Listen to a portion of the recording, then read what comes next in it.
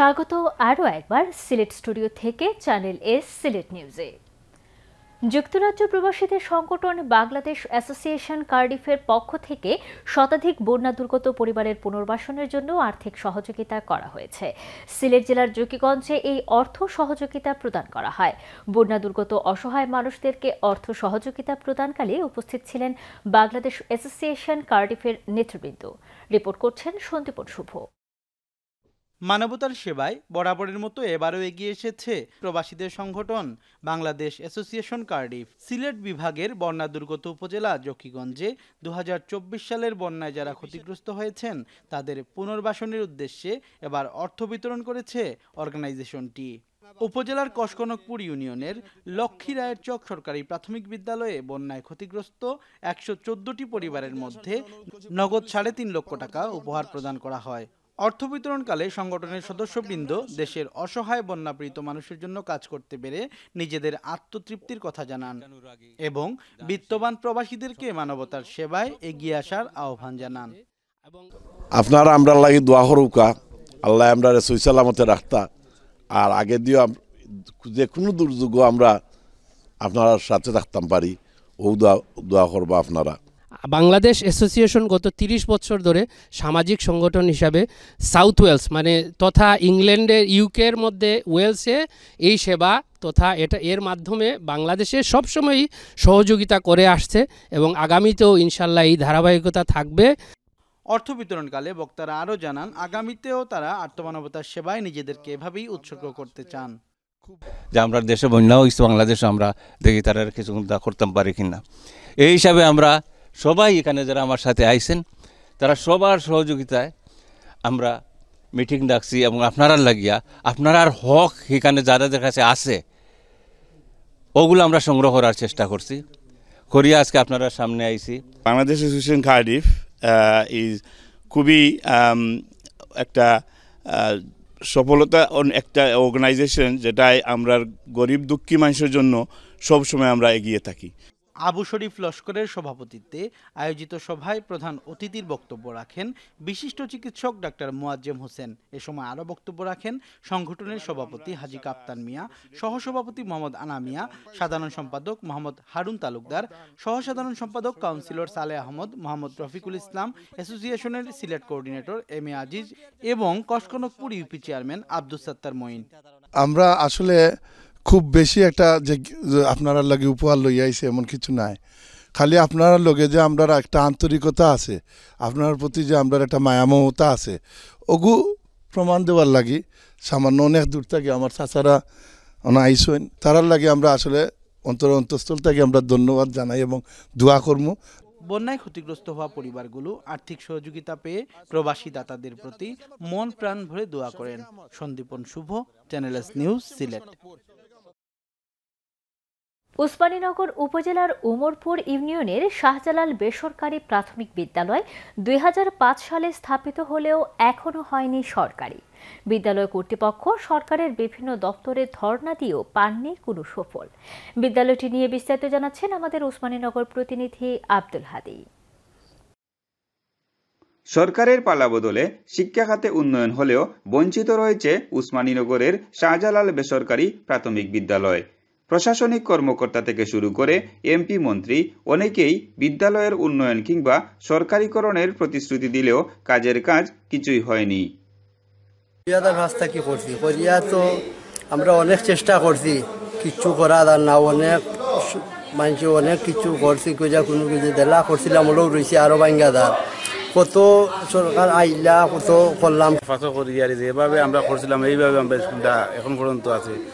কত সরকার গুজরিয়া গেলাম, মন্ত্রী মিনিস্টার আইলা করে আইলাইমু, কিছু নাই, আশা দিনে আশা দিয়ে কোনো কিছু করার নাই। ও আমরা দেলার হলো আমরা ছাত্র নিয়ে আছে, বাঙ্গা গুড়া আছে। উত্তর খাদিমপুর, ফরাগলপুর, মজিদপুর গ্রামবাসী মিলে প্রতিষ্ঠিত প্রতিষ্ঠানটি আজ অবধি গ্রামবাসীর অনুদানেই চলছে। কর্মরত শিক্ষক শিক্ষিকারা মানবেতর জীবনযাপন করলেও এখনো অপেক্ষায় আছেন বিদ্যালয়টি সরকারিকরণের। ২০০৫ সাল থেকে দীর্ঘদিন যাবৎ আমরা ৪ জন শিক্ষক বিনা বেতনে অধ্যয়ন করে যাচ্ছি।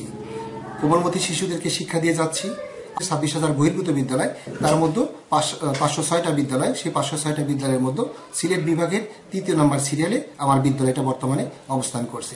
আমি হোপফুলি এবং আশাবাদী যে আমার বিদ্যালয়টা ইনশাল্লাহ বর্তমান অন্তর্বর্তী সরকার আমার এই বিদ্যালয়টার দিকে সুনজর দিবে। ওজোপাড়া গায়ে স্থাপিত বিদ্যালয় থেকে অধ্যয়ন করে অনেক শিক্ষার্থী স্থান পেয়েছে মেধা তালিকায়। বিদ্যালয়টি যদি সরকারিকরণ করা হয় তাহলে অবহেলিত জনপদের শিক্ষার্থীরা হয়ে উঠত আরও মেধাবী। আব্দুল হাদি, চ্যানেল এস নিউজ, উসমানীনগর। সিলেটে মুখে কালো মাস্ক পরে জয় বাংলা স্লোগানে ঝটিকা মিছিল করেছেন একদল যুবক। এ সময় তাদের হাতে ছিল জয় বাংলা জয় বঙ্গবন্ধু লেখা একটি ব্যানার। সিলেট নগরীর পূর্ব দরগা গেট এলাকায় মিছিলটি দেখা যায়। ব্যানারটিতে বঙ্গবন্ধু শেখ মুজিবুর রহমান ও সাবেক প্রধানমন্ত্রী শেখ হাসিনার ছবি ছিল। মিছিলে থাকা যুবকেরা জয় বাংলা জয় বঙ্গবন্ধু স্লোগান দিয়ে পূর্ব দরগা গেট এলাকা থেকে শুরু করে চৌহাট্টা মোড়ে গিয়ে শেষ করেন। মিছিলের একটি ভিডিওতে দেখা গেছে কালো মাস্ক পরিহিত কয়েকজন স্লোগান দিতে দিতে সামনের দিকে এগোচ্ছেন। এ সময় আশেপাশেও নজর রাখছিলেন মিছিলের অংশগ্রহণকারীরা।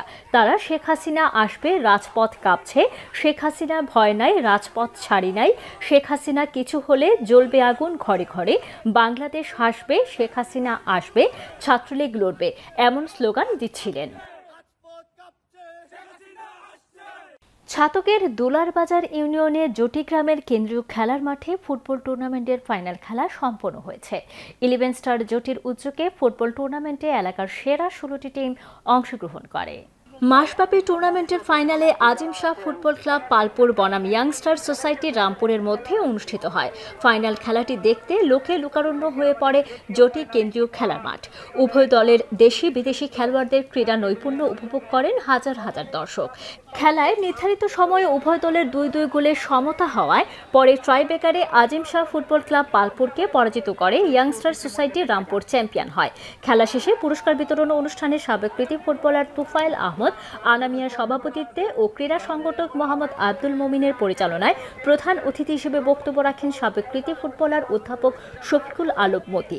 উপস্থিত ছিলেন হিফজুল বাড়ি শিমুল, রইসালি ও আফরোজ মিয়া। পরে পুরস্কার হিসেবে চ্যাম্পিয়ন দলকে রেফ্রিজারেটর ও রানার আপ দলকে LED টিভি প্রদান করা হয়। টুর্নামেন্টটি আমাদের জন্য অনন্য একটি অনুপ্রেরণা হয়ে থাকবে এবং ভবিষ্যতে আমরা আরও ভালো ফুটবল টুর্নামেন্ট আয়োজন করতে পারবো। আমি আরও কৃতজ্ঞতা জানাচ্ছি বিশেষ করে জটি এডুকেশন ট্রাস্ট ইউকের সকল সদস্যবৃন্দদেরকে। চ্যানেলের সিলেট নিউজ আজ এ পর্যন্ত। সিলেট বিভাগের প্রত্যন্ত অঞ্চলের খবর জানতে চোখ রাখুন চ্যানেল এস এর পর্দায়।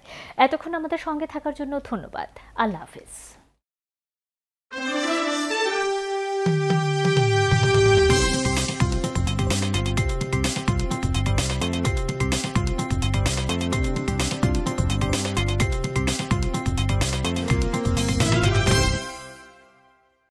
আপনি কি 2025 সালে বাংলাদেশ থেকে নিরাপদে ও স্বাচ্ছন্দ্যে হজ পালনে আগ্রহী? প্রবাসী বাংলাদেশীদের জন্য সোমা ইন্টারন্যাশনাল সার্ভিসেস সাশ্রয়ী মূল্যে ও মানসম্পন্ন সেবার অঙ্গীকার নিয়ে হজ পালনের সুব্যবস্থা করেছে।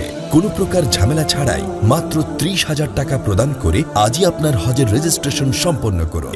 বুকিং এবং বিস্তারিত তথ্যের জন্য যোগাযোগ করুন স্ক্রিনে দেয়া নাম্বারে। Soma international services.